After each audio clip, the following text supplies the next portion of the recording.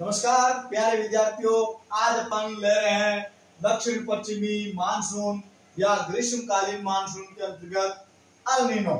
El Nino क्या है? El Nino में परीक्षा में इससे संबंधित बहुत सारे सवाल कभी कभी आ जाते हैं और ये दक्षिण पश्चिम मानसून में अति महत्वपूर्ण शब्दावली है।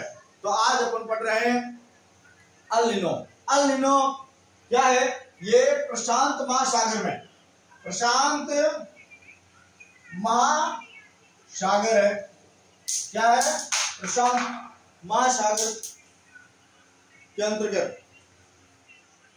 प्रशांत महासागर में क्या होती है कि जो हवाएं है, और वो भी हवाएं कैसी? गर्म। प्रशांत महासागर में हवा है, जो गर्म हवाएं हैं, वो क्या करते हैं? ऊपर उड़ती है। क्या होती है? ऊपर उठती है। ऊपर उठना इसका प्रशांत महासागर में जो हवा है वो, और जो प्रशांत महासागर में हवा है वो गर्म होकर के क्या करती है? ऊपर उठती है। ऊपर उठने के कारण वो हवाएं कहां आती है? एशिया महाद्वीप में। कहां प्रवेश करती है? एशिया महाद्वीप में। एशिया महाद्वीप में प्रवेश करने की वजह से क्या करती है? एशिया महाद्वीप में प्रवेश करती है और उस समय पृथ्वी का घूर्णन के कारण, पृथ्वी के घूर्णन के कारण वो हवाएं क्या हो जाती है? नीचे उतरती है, और नीचे उतर के प्रशांत महासागर में हवाएं जो ऊपर गर्म हवाएं ऊपर उठती है और एशिया महाद्वीप में आती हैं पृथ्वी के घूर्णन के कारण। किसके कारण? घूर्णन के कारण। पृथ्वी के घूर्णन के कारण नीचे उतरती है। क्या करती है? नीचे उतरती है, और नीचे उतरने के कारण यहां क्या हो जाता है? निम्न वायुदाब का केंद्र विकसित नहीं हो पाता। क्या नहीं होता? केंद्र विकसित नहीं हो पाता। देखो, प्रशांत महासागर में हवाएं गर्म होती है, वो ऊपर उड़ती है, फिर एशिया महाद्वीप प्रवेश करती है। एशिया महाद्वीप से प्रवेश करते पृथ्वी के घूर्णन के कारण वो नीचे उतरती है, और वहां पे क्या होता है? निम्न वायुदाब का जो केंद्र विकसित नहीं हो पाता। निम्न वायुदाब होगा तभी तो मानसून अच्छा होगा। निम्न वायुदाब केंद्र विकसित नहीं हो पाता है, और विकसित नहीं होने के कारण इस वजह से हिंद महासागर की हवाएं क्या हो जाता है? हिंद महासागर की मानसूनी हवाएं। किसकी? हिंद महासागर की मानसूनी हवाएं। और हिंद महासागर, अब इस ये नहीं होने के कारण हिंद महासागर की हवाएं किसकी? हिंद महासागर। हिंद महासागर की हवाएं क्या होती हैं? वो किस तरफ बहने लग जाती हैं? ऑस्ट्रेलिया व दक्षिण प्रशांत महासागर की तरफ चली जाती हैं, और इस वजह से भारत में क्या होता है? मानसून नहीं आ पाता है। क्या नहीं होता है? भारत में मानसून नहीं आता है। अब इसको एक बार इस थ्योरी को वापस समझते हैं। क्या है El Nino? El Nino, El Nino प्रशांत महासागर है। अब क्या प्रशांत महासागर क्या है? ये सबसे बड़ा महासागर है पृथ्वी पर, और इसकी हवाएं ऊपर उठती हैं, और ये एशिया महाद्वीप में प्रवेश करती हैं पृथ्वी के घूर्णन के कारण, और नीचे उतरती हैं, और निम्न वायुदाब का केंद्र विकसित नहीं हो पाता, और इस वजह से हवाएं कहां चली जाती? ऑस्ट्रेलिया व दक्षिण प्रशांत की तरफ, और वहां जाने की वजह से भारत में मानसून नहीं आता है। और जो मानसून नहीं आता है इस वजह से इसको क्या कहा जाता है, इस नहीं आने की वजह से इसको एल नीनो नाम दिया गया। एल नीनो क्या है, इसमें एक शब्द है, आप देखो बड़े ध्यान से सुनना, ENSO, इसको law stage, law stage, ENSO law stage क्या है, इसको अपन समझते हैं। कैसे समझते हैं, देखो इसको क्या कहते हैं, कुछ जानकारी मिटानी पड़ेगी। अब अपन ने ये समझ लिया,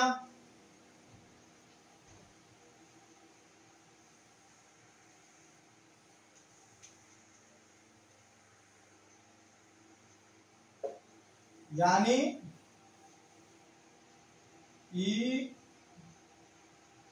ENSO लॉ स्टेज, स्टेज क्या हो गई ये, लॉ स्टेज। ये क्या है, इसको हिंदी में क्या कहते हैं, निम्न वायुदाब,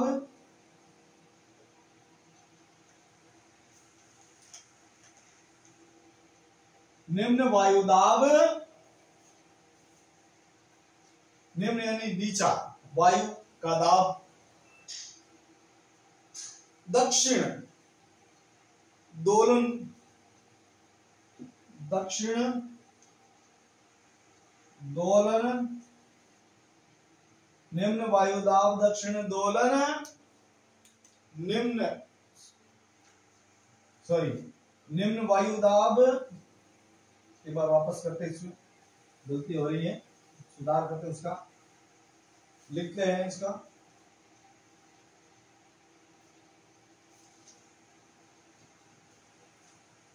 अल नीनो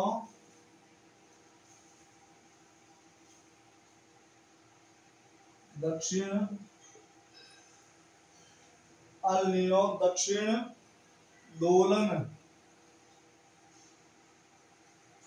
निम्न लो यानी निम्न, अल नीनो दक्षिण दोलन निम्न, तो क्या प्रावस्था, क्या कहते इसको, प्रावस्था,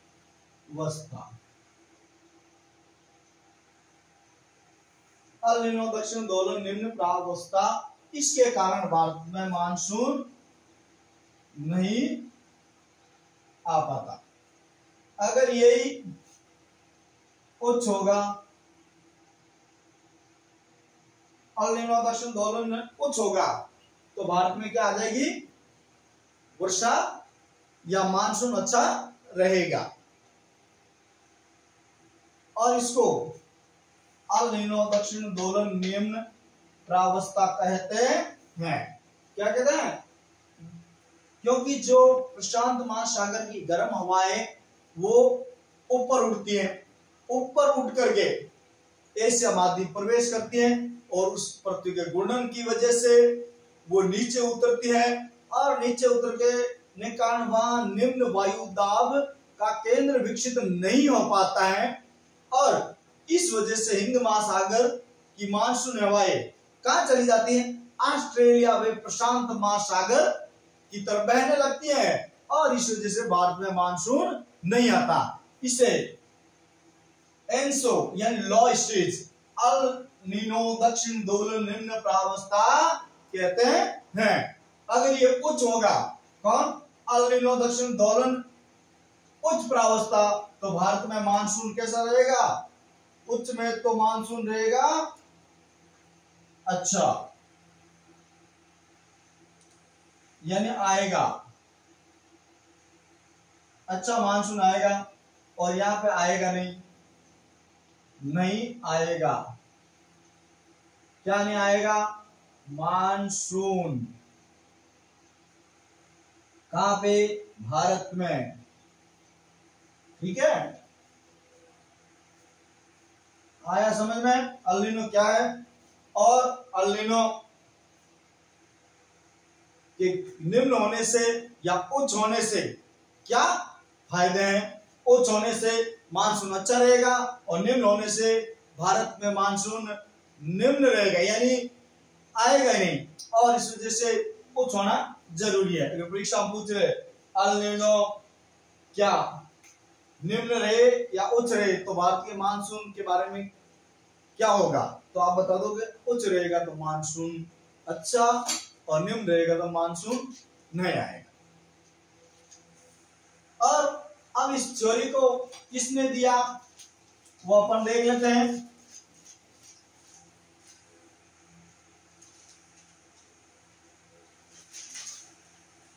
चलो इसको एक बार देखते हैं। इस थ्योरी को किसने दिया है? गिलबर्ट वॉकर ने। एनसो को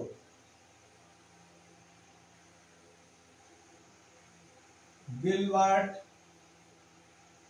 वॉकर, किसने दिया इस थ्योरी को? गिलबर्ट वॉकर ने। गिलबर्ट वॉकर ने इस थ्योरी को दिया इसलिए वॉकर कोशिकाएं,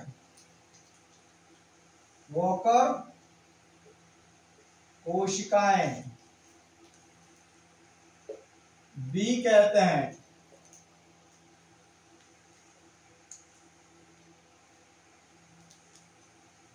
गिलबर्ट वॉकर ने दिया इसलिए वॉकर कोशिका भी कहते हैं। परीक्षा में पूछ ले वॉकर कोशिका किसे कहते हैं, ऐसा दे दे इंसो या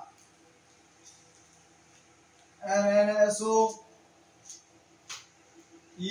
ENSO या SONS, तो आपको बिल्कुल बेफिक्र होकर ये आंसर कर देना है। 1 2 3 4, तो अपन को एक नंबर उठा लेना, बिल्कुल बेफिक्र उठा लेना चाहिए और आपका क्वेश्चन सही हो जाएगा। अब और इन्होंने किस द्वीप पर, एक द्वीप है संबंधित गिलबर्ट वॉकर से संबंधित, ताहिती द्वीप, याद रख रहे हैं आप, ताहिती द्वीप पर इन्होंने इस वहां से संबंधित और वहां इसको आधार बनाया। किसका आधार बनाया? एक तो ताहिती द्वीप और एक दे डार्विन के अध्ययन को। किसके अध्ययन को? डार्विन के अध्ययन।